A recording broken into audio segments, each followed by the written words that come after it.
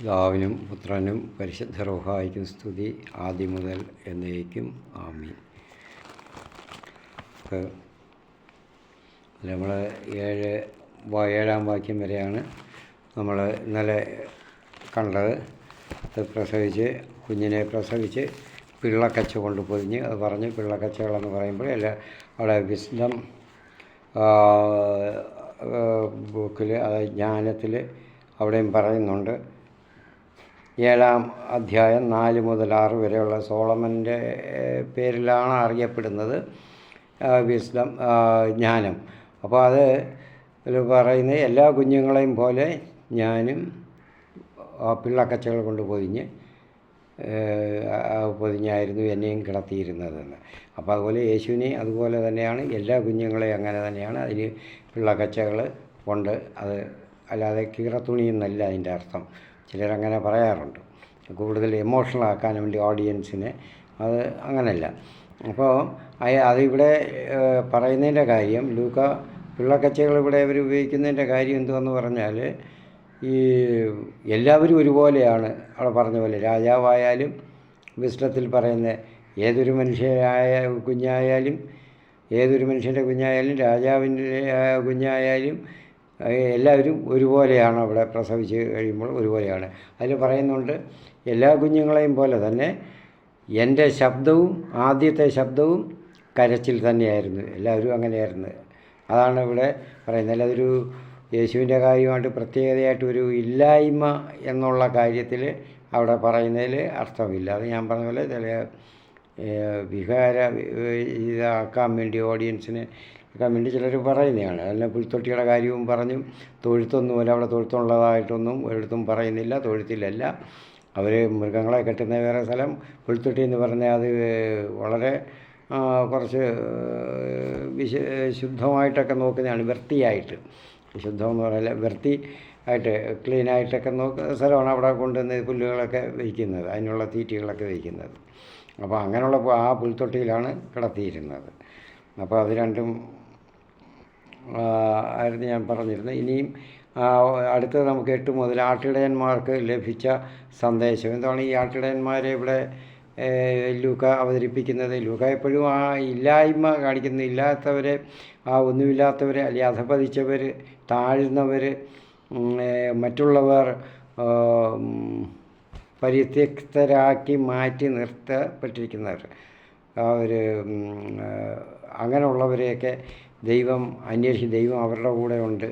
ദൈവം അവരെയാണ് കൂടുതൽ സ്നേഹിക്കുന്നത്. ദാരിദ്ര്യം അനുഭവിക്കുന്നവർ, കഷ്ടതകളും ദുരിതങ്ങളും അനുഭവിക്കുന്നവർ, അവരുടെ കൂടെ ദൈവമുണ്ട് എന്നുള്ളതാണ് കാണിക്കുന്നത്. മറ്റുള്ളവർക്കെന്ന് പറയാൻ സമ്പന്നരാകുമ്പോൾ അവർക്ക് ദൈവത്തിൻ്റെ സാമീപ്യം കുറയും.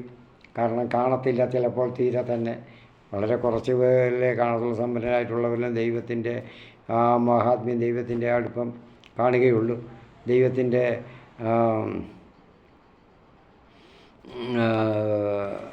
കാരുണ്യം, അവർക്ക് ഗ്രേസ്, അനുഗ്രഹം അവർക്കുണ്ടാകുന്നത് വളരെ കുറച്ചായിരിക്കും. കാരണം അത് ദൈവം മനഃപൂർവ്വം അങ്ങനെ പണക്കാരെ, ധനികരെയോ കൂടുതൽ സൗകര്യങ്ങളുള്ളവരെയോ ദ്രോഹിക്കുന്നതല്ല, വെറുക്കുന്നതല്ല. കാരണം മനുഷ്യർ ആ ഒരു അവസ്ഥയിലായി പോകുമ്പോൾ അവർ ദൈവത്തെ അങ്ങ് മറക്കും. അവരുടെ സ്വന്തം കാര്യങ്ങൾ, എൻ്റെ ബലം, എൻ്റെ പണം, എൻ്റെ സമ്പത്ത്, എൻ്റെ ബന്ധുക്കൾ, മിത്രങ്ങൾ, അവരൊക്കെയാണ് എനിക്കിതെല്ലാം തരുന്നത്, ഇതെല്ലാം ഉള്ളത് എന്നൊക്കെ കരുതും. അതുകൊണ്ടാണ് അപ്പോഴവിടെ ദൈവത്തിനുള്ള സ്ഥാനം കുറയുന്നു, അകൽച്ചയാണ് ഉണ്ടാകുന്നത്. അതിനകത്ത് ഇല്ലായ്മക്കാർ കൂടുതലും തങ്ങളുടെ ഇല്ലായ്മയിൽ ദൈവത്തിനോട് കൂടുതൽ അടുക്കും എന്നുള്ളതാണ് ഇവിടെ ലൂക്ക കാണുന്നത്. അവരെ സ്നേഹിക്കുന്നു, ദൈവം അവരെ കൂടുതൽ സ്നേഹിക്കുന്നു. അവർ ദൈവത്തോട് കൂടുതൽ പറഞ്ഞുകൊണ്ടിരിക്കും അവരുടെ കാര്യങ്ങൾ. അതുകൊണ്ടാണ്. അപ്പോൾ ദൈവത്തെ അവരെപ്പോഴും സ്മരിക്കും. ആട്ടിടയരെന്ന് പറയുമ്പോൾ സമൂഹത്തിൽ ഞാൻ നേരത്തെ ചെയ്ത അവരെ പറ്റിയൊക്കെയുള്ള വീഡിയോകളിൽ ഞാൻ പറഞ്ഞിട്ടുണ്ട്. അവരൊക്കെ എന്ന് പറയുമ്പോൾ മറ്റുള്ളവരാൾ താഴ്ത്തപ്പെട്ടവരാണ്. അവർക്ക് വിശുദ്ധിയുള്ള സ്ഥലത്ത് അവർക്ക് പ്രവേശനമില്ല. ആളുകൾ 4 ആൾ കൂടുന്നിടത്ത് അവർക്ക് നിൽക്കാൻ പറ്റത്തില്ല. കാരണം അവർക്ക് അതല്ല, അവരുടെ തൊഴിലനുസരിച്ച് അവർ വിശുദ്ധിയല്ല ഉള്ളത്. കാരണം ആടിൻ്റെയൊക്കെ ചില സ്മെല്ല് കാണുമായിരിക്കും. നാട്ടിലേർക്കൊക്കെ അതിൻ്റെ കൂടെയൊക്കെ ഒരു പ്രത്യേക ഇതുണ്ട്. ഇപ്പം മറ്റേ ഗൾഫ് രാജ്യങ്ങളിലൊക്കെ പോയിട്ടുള്ള മിഡിൽ ഈസ്റ്റിലൊക്കെ അങ്ങനെ ആട്ടിടെ ഈ ആടിനെ നോക്കുന്നവരൊക്കെ വരുമ്പോൾ ഒരു പ്രത്യേക ഒരു നാറ്റം, ഒരു ബാഡ് സ്മെല്ല് പോലെ നമുക്ക് തോന്നും. അത് അപ്പോൾ അതുപോലെയാണ് അവർ ആട്ടിടയരെയൊക്കെ അന്ന് അവർ കണ്ടിരുന്ന യഹൂദ ജനം കണ്ടിരുന്നത്. യഹൂദരാണവരും, പക്ഷേ അതിൽ ഉച്ചനീചത്വം അതിലും ഉണ്ടായിരുന്നു. അപ്പോൾ അങ്ങനെ വിവിധ സ്ഥലത്തൊന്നും അവരെയൊന്നും കൂട്ടത്തില്ല. പക്ഷേ ലൂക്ക ഇവിടെ ചെയ്യുന്നത് നേരെ വിപരീതമായിട്ട് ആണ് ചെയ്യുന്നത്. അവരെയാണ് ദൈവം ശ്രദ്ധിക്കുന്നത്, അവരിലാണ് ദൈവം കനിയുന്നത് എന്നുള്ളത് എടുത്ത് കാണിക്കാനാണ് ഇവിടെ. അപ്പോൾ ആട്ടിടയത്ത് ആ പ്രദേശത്തെ വയലുകളിൽ ആടുകളെ രാത്രി കാത്തുകൊണ്ടിരുന്ന ഇടയന്മാരുണ്ടായിരുന്നു. ആ പ്രദേശത്തെ വയലുകളെന്ന് പറയുമ്പോൾ ക്രിസ്തു യേശുവിനെ പ്രസവിച്ച അവിടുത്തെ ആ സ്ഥലത്ത്, ആ പ്രസവിച്ചെടുത്ത് തന്നെ ആട്ടിടയരുണ്ടായിരുന്നില്ല. ആ സ്ഥലത്ത് എന്ന് പറഞ്ഞാൽ നമ്മൾ ആ സ്ഥലവും കഴിഞ്ഞ് കുറച്ചൊക്കെ പോകുമ്പോഴായിരിക്കും വയലുകൾ കാണുന്നത്. അതുപോലെയുള്ളൂ ഇവിടെ. പിന്നെ പുൽക്കൂട്ടിലൊക്കെ പുൽക്കൂടുണ്ടാക്കുമ്പോൾ അങ്ങനെയൊക്കെ വെക്കുന്നതൊക്കെ വേറെ. പിന്നെ മാട്ടിൻ തൊഴുത്തിലോ ആണ് പ്രസവിച്ചതെന്നൊക്കെ പറയുന്നത്. അതൊക്കെ അവരുടെ ചില ഭാവനയിൽ, കാരണം ഞാൻ പറഞ്ഞില്ലേ നേരത്തെ, ഇമോഷണലാക്കാൻ ജനങ്ങളെ, ഓഡിയൻസിനെ, കേൾവിക്കാരെയോ ഒക്കെ അങ്ങനെ പറയുന്നേ ഉള്ളൂ. അത് കാലിത്തൊഴുത്തിൽ പിറന്നവനെ എന്നൊക്കെ ഉള്ളൊരു പാട്ടുമുണ്ട്. സിനിമാ പാട്ടുകൾ പാടുന്നതിന് കുഴപ്പമൊന്നും, കാരണം അവർക്കൊന്നും അറിഞ്ഞുകൂടാ. അവർക്ക് പറഞ്ഞു കൊടുത്തിരിക്കുന്ന അറിവ് എത്രത്തോളമേ ഉള്ളൂ. തെറ്റുകൾ പറ്റി പറഞ്ഞു കൊടുക്കുന്നവർക്ക് അറിഞ്ഞുകൂടാ, സിനിമ എടുക്കുന്നവർക്ക് പറഞ്ഞുകൂടാ, ഡയറക്റ്റ് ചെയ്യുന്നവർക്ക് പറഞ്ഞുകൂടാ, അല്ലാത്തവർക്ക് പറഞ്ഞുകൂടാ. ക്രിസ്ത്യാനികളായാൽ പോലും അവർ പള്ളിയിലും ദൈവമായിട്ടൊന്നും ബന്ധപ്പെടുന്നവരായിരിക്കത്തില്ല. അതുകൊണ്ട് അവർക്ക് തെറ്റുകളൊക്കെ പറ്റുന്നു. അപ്പോൾ എഴുതുന്ന കവിക്കും അവർ പറഞ്ഞു കൊടുക്കുന്നതല്ലേ എഴുതുന്നത്. അവൻ പറ്റും കാലിത്തൊഴുത്തിലല്ല പിറന്നത്. പിന്നെ അടുത്തത് വേറെയും പാട്ടുകളുണ്ട്, നമുക്ക് പാടാൻ പറ്റാത്തതാണ്. പിന്നെ വേറൊന്നുള്ളത്, യേശുവിൻ്റെ കുരിശിൽ തറച്ചപ്പോൾ ഗോകുൽത്താ മലയിൽ നിന്നും വിലാപത്തിൻ്റെ മാറ്റൊലി കേട്ടു. ഈ പാട്ട് പള്ളിയിൽ പാടാൻ കൊള്ളുന്നതല്ല. ആര് കേട്ടാലും ഞാൻ പറയുന്നത് അത് വിലക്കണം, അവിടെ പാടില്ല. ആരായാലും ആ ശ്രദ്ധിക്കുന്നത് നിങ്ങൾ അതിൽ ആ പാട്ട് ഇടരുത്. കാരണം എന്താ, വിലാപത്തിൻ്റെ മാറ്റൊലി കർത്താവ് അവിടെ, അതിൻ്റെ അർത്ഥം എന്തുവാ, പാട്ടിൻ്റെ ധ്വനി വരുന്നത്, ടോൺ, അത് കർത്താവ് അവിടെ പദം പറഞ്ഞ് കരഞ്ഞ് നിലവിളിച്ച് പദം പറഞ്ഞ് പ്രാഗിയൊക്കെ അവിടെ കിടന്നെന്നാ കുരിശിൽ. അങ്ങനെയാണെന്നോ, ഞാൻ നിങ്ങൾക്ക് മുന്തിരിച്ചാറ് തന്നില്ലേ, അപ്പം തന്നില്ലേ, വീഞ്ഞ് ഇതെല്ലാം തന്നു, നിങ്ങളെ ഞാൻ സ്വച്ഛമായ പാതയിലൂടെ നയിച്ചില്ലേ എന്നൊക്കെയുള്ള പദം പറഞ്ഞ് കരഞ്ഞ്, എന്നിട്ട് നിങ്ങൾ എനിക്ക് തന്ന ഇതല്ലയോ, മുൾമുടിയല്ലയോ, ഇരുമ്പാണികളെ തറച്ചില്ലയോ, അവിടെ കുരിശില്ലയോ എനിക്ക് തന്നത് എന്നൊക്കെ പറഞ്ഞ് കരയുന്നതായിട്ട് പറയും. എന്തൊരു വിഡ്ഢിത്തവും കൊള്ളരുതാഴികയും ക്രിസ്ത്യാനികളെ അധിക്ഷേപിക്കുകയും ചെയ്യുന്ന ഒരു പാട്ടായിട്ട് വേണം അതിനെ കാണാൻ. അത് പള്ളികളിലൊന്നും പാടില്ല, ക്രിസ്ത്യാനികൾ ഭവനങ്ങളിലും അത് പാടാൻ പാടില്ല. കാരണം അത് പിന്നെ ഇതിനൊക്കെ ഈ പാട്ടുപുസ്തകങ്ങളൊക്കെ നല്ല അടിച്ചിട്ടുണ്ട്, ഇമ്പിരിമാത്തിട്ടൊക്കെ കൊടുക്കുന്ന, ഇതൊന്നും അവരൊന്നും ശ്രദ്ധിക്കുന്നില്ല. അതിൻ്റെ അർത്ഥങ്ങളും ഇതൊന്നും വിശദീകരണങ്ങളൊന്നും ശ്രദ്ധിക്കാതെ അത് കേൾക്കാൻ നല്ല ഒരു ട്യൂണുണ്ട്, നല്ലൊരു കരച്ചിലിൻ്റെ വിലാപത്തിൻ്റെ ട്യൂണിൽ അത് ഒരുക്കിയിട്ടുണ്ട് സംഗീത സംവിധായകർ. ഇതിലേക്ക് പറയേണ്ടത്, നമ്മൾ അതിനെ വിലക്കുക, നമ്മൾ കേൾക്കാൻ പോലും ഇഷ്ടപ്പെടരുത് അത്. കാരണം അത്രയ്ക്ക് പരിഹാസ രൂപത്തിലുള്ളൊരു കാര്യമാണത്. അപ്പോൾ ഇതുപോലെ എഴുതിയാണ്, കാലിത്തൊഴുത്തിലൊന്നുമല്ല, അത് മനസ്സിലാക്കണം. വയലുകൾ ഇടയന്മാരുണ്ടായിരുന്നു. കർത്താവിൻ്റെ ദൂതൻ അവരുടെ അടുത്തെത്തി, കർത്താവിൻ്റെ മഹത്വം അവരുടെ മേൽ പ്രകാശിച്ചു, അവർ വളരെ ഭയപ്പെട്ടു. അപ്പോൾ കർത്താവിൻ്റെ ദൂതന്മാർ അവിടെ എത്തി. അവർ ഭയപ്പെടാനുള്ള കാരണം എന്താണ്, ആ പ്രകാശം, ആ വലിയ കർത്താവിൻ്റെ മഹത്വം. കർത്താവ് വരുമ്പോൾ, ദൂതന്മാർ വരുമ്പോൾ അവിടെ ആ പ്രകാശമുണ്ട്. അത് പഴയ നിയമത്തിൽ എല്ലായിടത്തും ഇങ്ങനെ കാണുന്നുണ്ട്, പുതിയ നിയമത്തിലും കാണുന്നുണ്ട്. അത് ഭയമുണ്ടാകും ജനങ്ങൾക്ക്. അവരെല്ലാവരും ഭയപ്പെട്ടതായിട്ട് ധാരാളമായിട്ട് കാണുന്നുണ്ട്. ഓരോന്നായിട്ട് എടുത്ത് പറയാനുണ്ട്, ഒരുപാടുണ്ട്, പുതിയ നിയമത്തിൽ ഇങ്ങോട്ടും വരുന്നുണ്ട്. അപ്പം ലൂക്കായുടെ രചനകളിലെല്ലാം കാണുന്നുണ്ട്. ഈ അപ്പസ്തോല പ്രവർത്തനങ്ങളിൽ ഒക്കെ അത് കാണുന്നുണ്ട്. അപ്പോൾ ഇങ്ങനെ കർത്താവിൻ്റെ അത് വരുമ്പോൾ അത് ഭയമുണ്ടാകും മനുഷ്യന്. കാരണം ദൂതന്മാർ വരുമ്പോഴേക്കും ഒരു പ്രത്യേക പ്രകാശമൊന്നും ഇവിടെ, അതുകൊണ്ട് ഭയപ്പെടേണ്ട, അതാണ് അവിടെ പറയുന്നത്.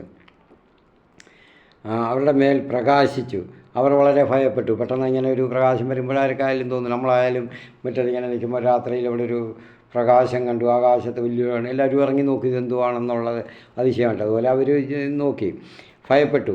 ദൂതൻ അവരോട് പറഞ്ഞ് ഭയപ്പെടേണ്ട, ഇതാ സകല ജനത്തിനും വേണ്ടിയുള്ള വലിയ സന്തോഷത്തിൻ്റെ സദ്വാർത്ത ഞാൻ നിങ്ങളെ അറിയിക്കുന്നു.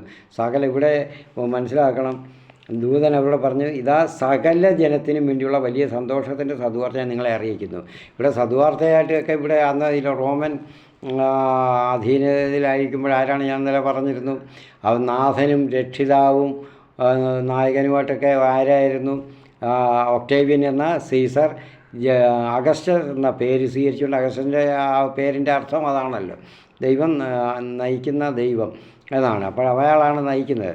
അപ്പോൾ അങ്ങനെ വന്നപ്പോൾ ഇവിടെ പറയുന്നത്, നിങ്ങൾക്ക് ഒരു സദ്വാർത്ത, ആ ഗുഡ് ന്യൂസ് എന്തുവാണ് അറിയിക്കുന്നത്? അന്ന് ഗുഡ് ന്യൂസ് എന്ന് പറയുന്നത് രാജാവിനെയൊക്കെ പറ്റിയുള്ളതാണ്. രാജാവിൻ്റെ ചെയ്തികളാണ്, രാജകൊട്ടാരത്തിലെ ചെയ്തികൾ, കാര്യങ്ങളൊക്കെയാണ് ഗുഡ് ന്യൂസായിട്ട്, സദ്വാർത്തയായിട്ട്, സുവിശേഷമായിട്ട് അറിയിക്കുന്നത്. ഇവിടെ ദൂതൻ അറിയിക്കുന്നതും അതെ, ഇതും രാജാവാണ്, രാജാധിരാജനാണ് ക്രിസ്തു യേശു.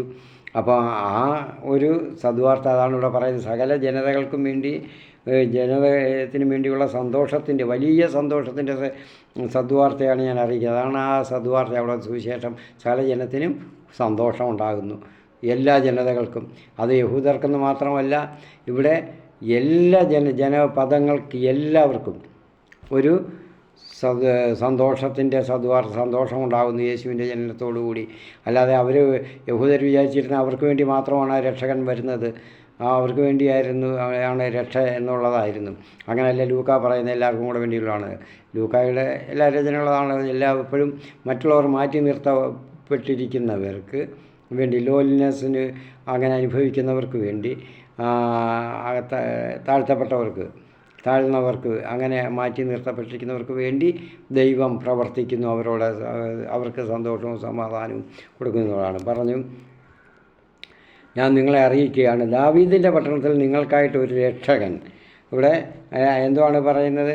ആ സദ്വാർത്തയുടെ തുടർന്ന് ദാവീദിൻ്റെ എന്താണ് സന്തോഷം വരുന്നത്? സന്തോഷത്തിൻ്റെ സദ്വാർത്ത, സന്തോഷം വരികയാണ് ദാവീദിൻ്റെ പട്ടണത്തിൽ ബേത്ലഹേമിൽ. അപ്പോൾ ദാവീദിൻ്റെ പിന്തുടർച്ചയാണ് രാജാവിൻ്റെ രജസ ഗുണങ്ങളോടുകൂടി ചേർന്ന ഒരു ശിശുവാണ് ഉള്ളത്.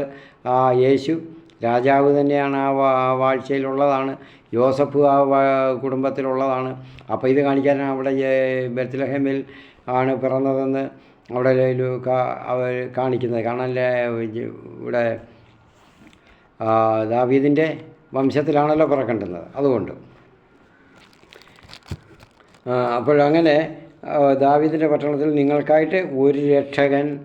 ഇവിടെ ആരാ? വേറെ രക്ഷകനുണ്ട്. പൊളിറ്റിക്കലായിട്ട്, രാഷ്ട്രീയമായിട്ട് അവിടെ രക്ഷകൻ രാഷ്ട്രത്തെ നയിക്കുന്നയാൾ, സാമ്രാജ്യാധിപതി അല്ലെങ്കിൽ രാഷ്ട്രാധികാരി അഗസ്റ്റസ് സീസർ. ഇവിടെ പറയുന്നു, ഇവിടെ ഒരു രക്ഷകൻ എല്ലാ ജനങ്ങൾക്കും വേണ്ടി. അപ്പോൾ അവർക്ക് വേണ്ടി മാത്രമല്ല, റോമൻ സാമ്രാജ്യത്തിൻ്റെ പ്രവിശ്യകളിലുള്ളവർക്ക് വേണ്ടി മാത്രമല്ല, അധീനതയിലുള്ളവർക്ക് വേണ്ടി മാത്രമല്ല, എല്ലാ ജനത്തിനും വേണ്ടിയുള്ള ഒരു രക്ഷകൻ. അത് ഇനിയും ആണ് ഉള്ളത്. അവരോട് പറയും നിങ്ങൾക്കായിട്ട്. നിങ്ങൾക്കെന്ന് പറയുമ്പോൾ ആരാ? ഇവരൊക്കെ താഴ്ത്തപ്പെട്ടവരാണ്, അടിച്ചമർത്തപ്പെട്ടവരാണ്, മാറ്റി നിർത്തപ്പെട്ടവരാണ്, വൃത്തിയില്ലാത്തവരാണ് എപ്പോഴും എന്നൊക്കെയാണ്. അവരെ ഭൗതികമായിട്ടുള്ള ഒരു ചടങ്ങുകൾക്കൊന്നും അവരെ അവിടെ പ്രവേശിപ്പിക്കുകയില്ല. അപ്പോൾ ഇവർക്ക് വേണ്ടി, ഇങ്ങനെ താഴ്മയുള്ളവർക്ക് വേണ്ടി ഒരു രക്ഷകൻ, ഇങ്ങനെയുള്ളവർക്ക് വേണ്ടി, സമൂഹത്തിലെ ഉന്നതരല്ലാത്തവർക്ക് വേണ്ടി ഒരു രക്ഷകൻ എന്താണ്ട് പിറന്നിരിക്കുന്നു. അപ്പോൾ ലൂക്ക ഇവിടെ അത് പറയേണ്ടുന്നതിൻ്റെ കാര്യം, അപ്പോൾ താഴ്മയുള്ളിടത്ത് ദൈവമുണ്ട്, ഔന്നത്യമുള്ളിടത്ത് ദൈവത്തിൻ്റെ സ്ഥാനം കുറയും. അതിവിടെ അവതരിപ്പിക്കുകയാണ്.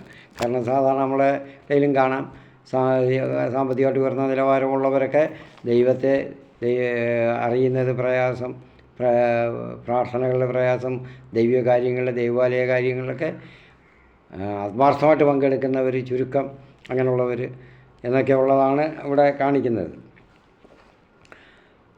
നിങ്ങൾക്കായിട്ട് ഒരു രക്ഷകൻ, ആ താഴ്ത്തപ്പെട്ടവർക്കായിട്ട് രക്ഷകൻ, ദാവീദിൻ്റെ പട്ടണം നിങ്ങൾക്കായിട്ട് രക്ഷകൻ.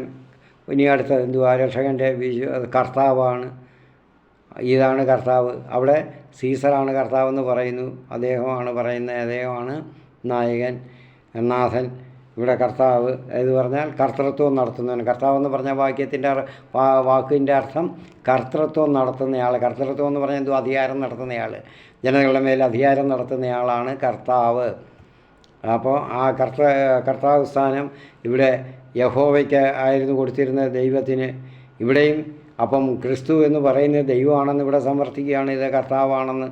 ആ കർത്തൃത്വം നടത്തുന്നയാൾ ജനതകളുടെ മേൽ, സകല പ്രപഞ്ചത്തിൻ്റെയും സകല സൃഷ്ടവസ്തുക്കളുടെ മേൽ അധികാരം നടത്താൻ അധികാരമുള്ള ആൾ കർത്താവാണ്. രക്ഷകൻ കർത്താവായ ക്രിസ്തോസ്, അതായത് ഗ്രീക്കിൽ. അപ്പോൾ എന്ന് പറഞ്ഞാൽ ക്രിസ്തു, ഇത് ഹീബ്രുവിൽ മെസ്സയ അല്ലെങ്കിൽ മെസ്സിയ എന്ന് പറയുമ്പോൾ ഇവിടെ സുറിയാനിയിൽ മെസ്സിഹ എന്ന് പറയുന്നു. അപ്പോൾ അത് ഇവിടെ ആരാണ്? വിമോചകനാണ് മെസ്സിഹ. അപ്പോൾ ഈ 3 വിശേഷണമാണ് ഇവിടെ അവർ മാലാഖമാർ കൊടുക്കുന്നത് ഈ പിറന്ന ശിശുവിനെ പറ്റി.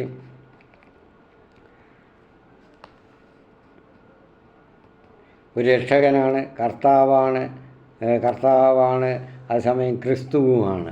അപ്പം ഇവിടെ സാധാരണ അവരിവിടെ യഹൂദർ ഒരു ക്രിസ്തുവിനെ പ്രതീക്ഷിച്ചുകൊണ്ടിരുന്നത്, ഇവിടെ നിന്നാണ് മിശിഹായെ പ്രതീക്ഷിച്ചുകൊണ്ടിരുന്നത്. ഉയർന്ന തലത്തിൽ കൊട്ടാരത്തിൽ, അതായത് പിറക്കുന്ന ഒരു മനുഷ്യനെയാണ്, ഒരു കുഞ്ഞിനെയാണ്. അതായത് ദാവീദിൻ്റെ വംശത്തിൽ, അതുപോലുള്ള ഉന്നതരുടെ ഇടയിലായിരിക്കണം, അങ്ങനെയുള്ളൊരു സ്ത്രീ ആയിരിക്കും പ്രസവിക്കുന്നത് എന്നുള്ളതാണ്. ഇവിടെ അങ്ങനല്ല എന്ന് ഒരു അപ്പോൾ അങ്ങനെ അവർ കണ്ടുകൊണ്ടിരുന്നിടത്താണ് ഇതൊക്കെ പറയുന്നത് മാലാഖമാർ. ക്രിസ്തു ജനിച്ചിരിക്കുന്നു, ഇതായിരിക്കും നിങ്ങൾക്കടയാളം. പിള്ളക്കച്ച കൊണ്ട് പൊതിഞ്ഞ് പുൽത്തൊട്ടിയിൽ കിടത്തിയിരിക്കുന്ന ഒരു ശിശുവിനെ നിങ്ങൾ കാണും. ഇവിടെയും കാലിത്തൊഴുത്തിലല്ല, പിള്ളക്കച്ച എല്ലാവർക്കും ഉപയോഗിക്കുന്ന, എല്ലാ കുഞ്ഞുങ്ങളെയും ഉപയോഗിക്കുന്നതാണ് പൊതിയാൻ. പിന്നെ പുൽത്തൊട്ടിയിലാണ് കിടത്തിയിരിക്കുന്നത്. ശിശുവിനെ നിങ്ങൾ കാണും. അത് പോയി കാണുക. പെട്ടെന്ന് സ്വർഗീയ സൈന്യങ്ങളുടെ വിത്തിൻ്റെ വ്യൂഹം ആ ദൂതനോടുകൂടെ പ്രത്യക്ഷപ്പെട്ട ദൈവത്തെ സ്തുതിച്ചുകൊണ്ട് പറഞ്ഞു, അത്യുന്നതങ്ങളിൽ ദൈവത്തിന് മഹത്വവും, ഭൂമിയിൽ ദൈവകൃപ ലഭിച്ചവർക്ക് സമാധാനം. അത്യുന്നതങ്ങളിൽ ദൈവത്തിന് മഹത്വം. ഈ രക്ഷകനെ നൂറ്റാണ്ടുകൾ, സഹസ്രാബ്ദങ്ങളാൽ നോക്കിക്കൊണ്ടിരുന്ന അങ്ങനെ കാത്തിരുന്ന ആ രക്ഷകനിത എത്തി. അവിടെ തന്നതിന് മഹത്വം. അവിടെ എല്ലാവരും സ്വർഗീയ സൈന്യങ്ങളും ദൈവവും വിശുദ്ധരും എല്ലാം സ്തുതിക്കുകയാണ്. അത്യുന്നതങ്ങൾ ദൈവത്തിന് മഹത്വം, ഭൂമിയിൽ ദൈവകൃപ ദൈവപ്രസാദം ലഭിച്ചവർക്ക് സമാധാനം.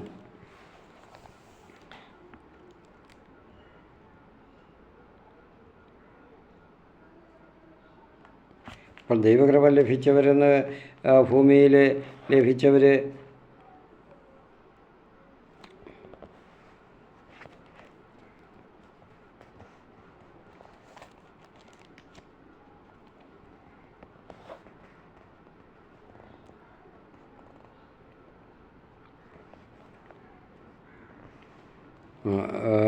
എന്ന് പറയുമ്പോൾ ദൈവകൃപ സാധാരണ എവിടെയാണ് ദൈവം കിട്ടുന്നത്? ഞാൻ നേരത്തെ പറഞ്ഞത് തന്നെയാണ്. താഴ്ന്നവർക്കാണ് മനസ്സിൽ തങ്ങൾ ഒന്നുമല്ലാത്തവരാണ് എന്നുള്ളത് ദൈവത്തെ നോക്കി ഇതൊക്കെ പറയുന്നവർ. അല്ലാതെ പിറുപിറുക്കുന്നവരും പിരാകുന്നവരും എന്നല്ല അതിൻ്റെ അർത്ഥം. അങ്ങനെ അവർ അപ്പോഴും ദൈവം അവരുടെ കൂടെ ഉണ്ട്. കാരണം അവരെപ്പോഴും ദൈവത്തെ സ്മരിക്കും. അപ്പോൾ ആരിലാണോ ദൈവം തൻ്റെ അനുഗ്രഹം ചൊരിഞ്ഞിരിക്കുന്നത്, ആരുടെ കൂടാണോ ഉള്ളത് തൻ്റെ, അപ്പോൾ അവർക്കാണ് സമാധാനമുള്ളത്. അല്ലാതെ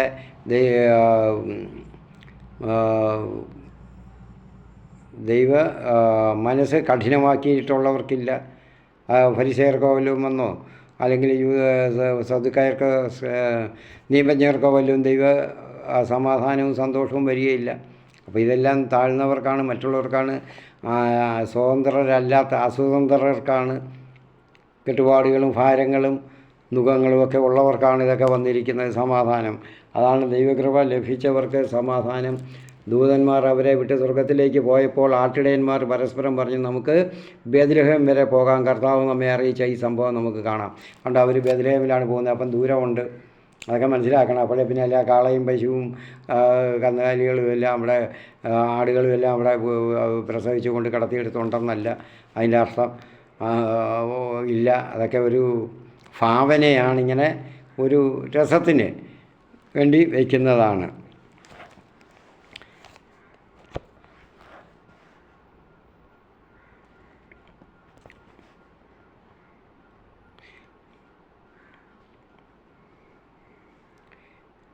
അപ്പോൾ ഇസ്രായേലിൻ്റെ കിങ്ഡം സാമ്രാജ്യം, ദാവീദിൻ്റെ സാമ്രാജ്യം സ്വരുക്കൂട്ടുന്നതിന് പുനർസ്ഥാപിക്കുന്നതിന് ഉന്നത സ്ഥാനത്ത് കുടുംബങ്ങളിലുള്ള ഒരു രക്ഷകനെ പ്രതീക്ഷിച്ചിരിക്കുന്നിടത്താണ് ഇവിടെ വന്നത്. അതുകൊണ്ട് അവരാരും അറിയുന്നില്ല. ഇവിടെ താഴ്മയുള്ള താഴ്ന്നവരായ എല്ലാവരായാലും മാറ്റി നിർത്തപ്പെട്ട ആട്ടിടയർക്കാണ് ഇവിടെ കൊടുക്കുന്നത് അനുഗ്രഹം.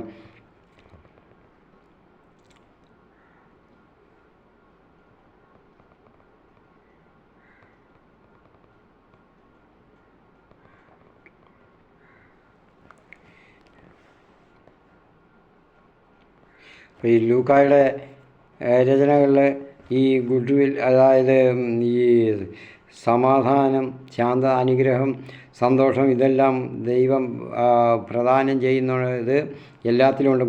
എല്ലാ ഈ സുവിശേഷത്തിലും മറ്റേ അപ്പസ്തോല പ്രവർത്തനങ്ങളും എല്ലാം കൂടെ കാണാം. ലൂക്ക 2 സുവിശേഷത്തിലെ 2-ാം അധ്യായം 14-ാം വാക്യം, അത് ഈ സമാധാനത്തോടെ പോവുക, സന്തോഷത്തോടെ പോവുക, ഇതെല്ലാം പറഞ്ഞാണ് അവരെ അനുഗ്രഹിക്കുന്നത്. 2:14, 7:50 കാണുന്നുണ്ട്.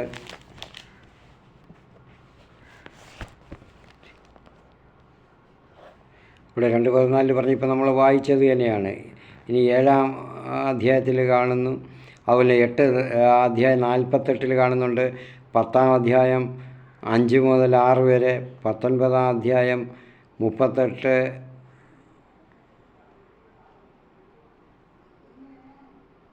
42, ഇനി 24-ാം അധ്യായം 36. ഇതിലെല്ലാം ഈ സന്തോഷവും സമാധാനവും ദൈവം അവിടെ നേരുന്നുണ്ട്, കൊടുക്കുന്നുണ്ട് കർത്താവ്. 7:50 ഒരെണ്ണം ഒന്ന് വായിച്ചേക്കാം.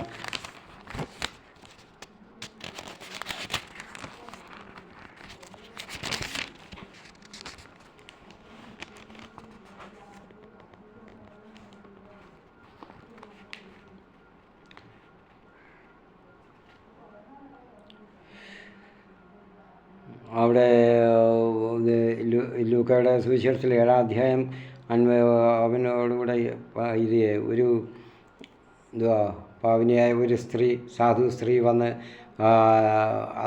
യേശുവിൻ്റെ പാദങ്ങൾ ചുംബിക്കുകയും കഴുകി കണ്ണീരുകൊണ്ട് കഴുകി തൈലം പൂശി ചുംബിക്കുകയൊക്കെ ചെയ്തപ്പോൾ അവർ പറഞ്ഞ് ഈ പാപിയായ സ്ത്രീയാണെന്നുള്ളത് അവൻ അറിഞ്ഞുകൂടായോ എന്നൊക്കെ പറഞ്ഞ് അവൾ പാപിയാണ് എന്ന് പറഞ്ഞു.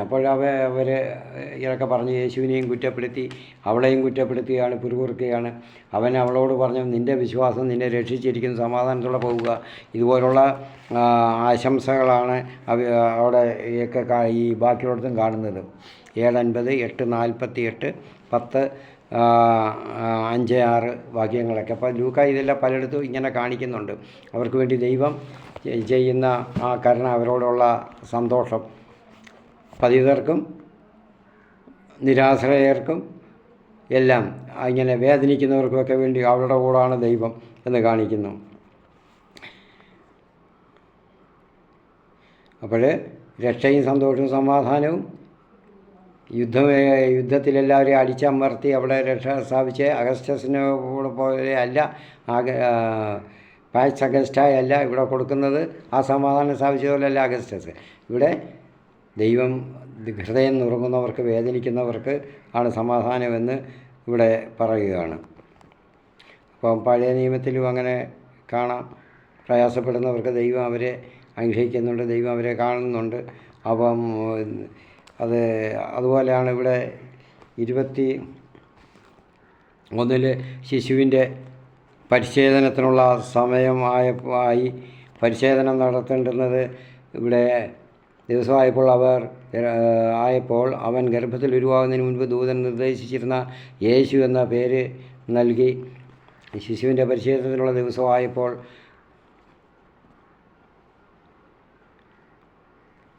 അപ്പോൾ അവിടെ വെച്ച് പരിച്ഛേദനം വീട്ടിൽ വെച്ചാണ് നടന്നത്.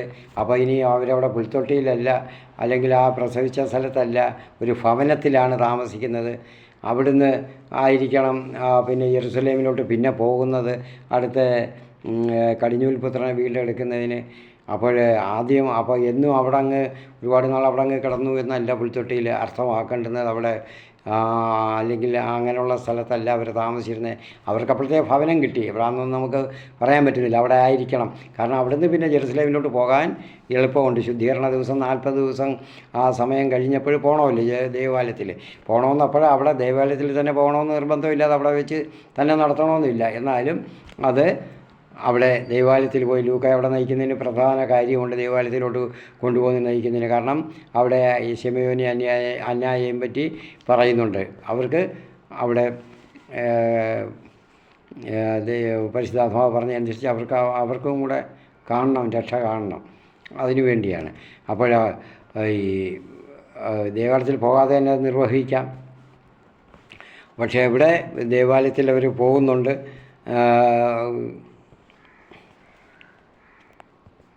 അവിടെ പരിച്ഛേദനം നടത്തി 8-ാം ദിവസം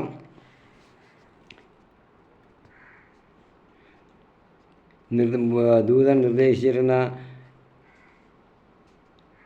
അവർ യേശു എന്ന പേര് അവന് നൽകി. യേശു എന്ന പേര്, യേശു എന്ന് പറയുമ്പോൾ അത് ഹീബ്രുവിൽ ആണ് യോശുവ എന്നുള്ള പേര്.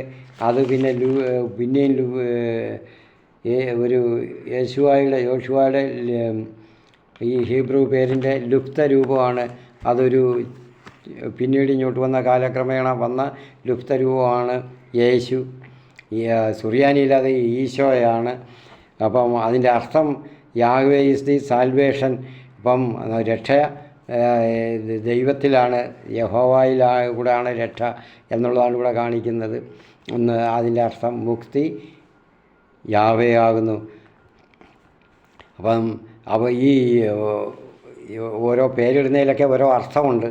അപ്പം യേശുവിന് ആ പേരിടുന്ന യേശുവിൽ കൂടിയാണ് രക്ഷ സർവ്വജനത്തിനും ജനതകൾക്കും മാനവകുലത്തിന് മൊത്തത്തിൽ ഒരു രക്ഷ. മറ്റേ അഗസ്റ്റസ് അവിടെ റോമൻ സാമ്രാജ്യത്തിൽ മാത്രമാണ്. ഇതങ്ങനല്ല. യേശു എനിക്ക് അതിനേക്കാളും വലിയവനാണ്, ഏറ്റവും ഉന്നതനാണ് എന്നാണ് ഇവിടെ ലൂക്ക കാണിക്കുക. കാരണം സർവ്വജനതകൾക്കും പിന്നെ സർവ്വ ജീവജാലങ്ങൾക്കും സകല പ്രപഞ്ചത്തിന് ശക്തികൾക്കും എല്ലാത്തിനും ഉള്ള രക്ഷകനാണ്. എല്ലാത്തിൻ്റെയും എല്ലാമാണ്, കർത്താവാണ് അതിൻ്റെ എന്നുള്ളതാണ് കാണിക്കുന്നത്. അപ്പോൾ ഇങ്ങനെ യാഹ്വേയുടെ പഴയ നിയമത്തിൽ ഒക്കെ ആയിട്ട് യാഹ്വേയുടെ നേതൃത്വത്തിൽ ഇങ്ങനെ യോശുവമാർ വേറെയുണ്ട്. അപ്പോൾ ഇങ്ങനെ ബൈബിൾ ആകെ 23 വ്യക്തികളെ കാണാൻ പറ്റും. യാഹ്വേ എന്ന ദൈവം നിയോഗിച്ച് ദൈവജനത്തിൻ്റെ രക്ഷാകർതൃത്വമൊക്കെ വഹിച്ച് ചെയ്ത് ധീരമായിട്ടുള്ള സേവനം ചെയ്ത് അവരുടെ ജീവിതം സമർപ്പിച്ച വ്യക്തികൾ 23 പേരെ ബൈബിളിൽ കാണാം. ആദ്യത്തെ ആൾ പ്രഥമ സൈനിക നേതാവ്, യാഹ്വേയുടെ കീഴിൽ സൈനിക സേവനം നടത്തി, സൈന്യാധിപനായിട്ട് സേവനം നടത്തി ഇസ്രായേൽ ദൈവജനത്തിന് ഇസ്രായേൽ എന്ന രാജ്യം നേടിക്കൊടുത്ത ആ ആളാണ്, ധീരനായ നേതാവാണ് ആദ്യത്തെ യോശുവ. അപ്പോൾ യോശുവയെയാണ് പറയുന്നത്. യോശുവ അവസാനത്തെ വ്യക്തിയും ഈ നേടിക്കൊടുത്ത യോശുവയാണ് അവസാനത്തെ വ്യക്തി. ചരിത്രപുരുഷനും ലോക ചരിത്രത്തിൻ്റെ കേന്ദ്ര ബിന്ദുവായി മാറിയ ഹീബ്രുവിലെ മെസ്സിയ, അതായത് ഹീബ്രു ജനത്തിൻ്റെ മെസ്സിയ, അതായത് മിശിഹ, അതായത് ക്രിസ്തോസ് അല്ലെങ്കിൽ ക്രിസ്തു, യേശു എല്ലാം ആയ ആ യേശു ക്രിസ്തു തന്നെയാണ് അവസാന വ്യക്തി. അവിടെയാണ് യേശു എന്ന പേര്. ആ പേരിടുമ്പോൾ അതിനൊരു ദൈവം ഒരു അർത്ഥമുണ്ട്. ദൈവം നിയോഗിച്ച കാര്യങ്ങളെ ഒരു കാര്യത്തിന് വേണ്ടിയാണ്, ഒരു സ്പെഷ്യൽ ഒരു പർട്ടിക്കുലർ പർപ്പസിന് വേണ്ടിയാണ് അതെടുത്തത് ദൈവം ആ വ്യക്തിയെ, യേശുവിനെ. അതുകൊണ്ട് അത് നിറവേറ്റുന്നതിന് വേണ്ടിയുള്ള ശക്തിയും ബലവും എല്ലാം ഉള്ള ആളാണ് യേശു. ആ ആളിനെയാണ് ആ പേര് കൊണ്ട് അർത്ഥമാക്കുന്നത് അതാണ്. അതുകൊണ്ട് നേടണം. അപ്പോൾ നമ്മൾ എല്ലാത്തിലും അങ്ങനെയാണ്, എല്ലാവരും പേരിടുന്നത് അങ്ങനെയാണ്, അങ്ങനെ ആയി തീരണമെന്നാണ്. നമ്മൾ ഒരു പേരിടുമ്പോൾ ജോസഫ് എന്ന് പേരിട്ടാൽ ജോസഫിനെ പോലെ തന്നെ ഉള്ള ഒരാൾ ആയിരിക്കണം, ഒരു പുരുഷനായിരിക്കണം. ദൈവഹിതത്തിന് എപ്പോഴും ഉറക്കത്തിലും ഊണിലും ഉറക്കത്തിലും എല്ലാം ദൈവത്തിൻ്റെ സ്വരം കേൾക്കാൻ കഴിയുന്ന ഒരു വ്യക്തി, അതനുസരിച്ച് തന്നെ കീഴ്പ്പെട്ട് ജീവിക്കാൻ ഒരു വ്യക്തി. അപ്പോൾ അതുപോലെ ആയിരിക്കണം ഈ ശിശു. നമ്മളൊരു ജോസഫ് എന്ന് പേരിടുമ്പോൾ എന്നുള്ളതാണ് അതിൻ്റെ അർത്ഥം. ആ ഇടുന്നതിന് ഉള്ള ഒരു എന്തുവാ അതിൻ്റെ കാരണം, ഉൾപ്രേരണ അതാണ്. അപ്പോൾ അങ്ങനെ ആയി തീരണമെന്നാണ്. പക്ഷേ ദൈവനിഷേധിയായിട്ട് വരുന്നത് പിന്നെ ജോസഫ് എന്ന് പേരുള്ളവർ അങ്ങനെ ആയിപ്പോയെങ്കിൽ പേരിട്ടവരുടെ കുഴപ്പമല്ല, ദൈവത്തിൻ്റെ കുഴപ്പമല്ല, അവനിൽ സാത്താൻ പ്രവേശിക്കുന്നതുകൊണ്ട് സാത്താൻ്റെ കൂട്ടുകെട്ടിലായി പോകുന്നതുകൊണ്ടാണ്, അവനിൽ വരുന്ന കുഴപ്പമാണ്.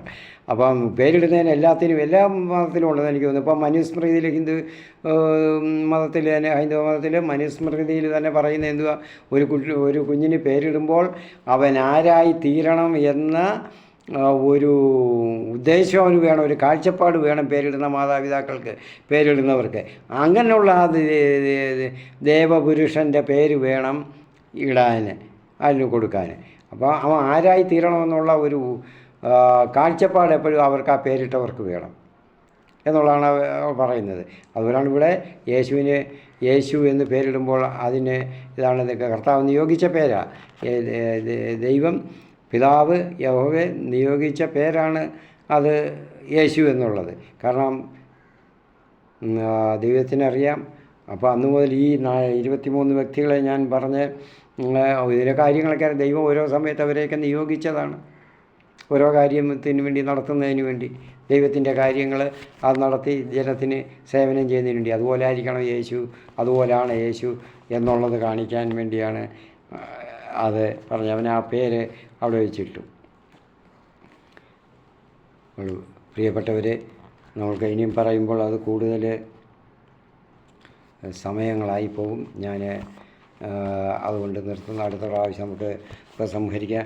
അടുത്തതിൽ നമുക്ക് ഏതാണ്ട് 40 വരെയുള്ള വാക്യങ്ങൾ നമുക്ക് തീർക്കാൻ ശ്രമിക്കാം.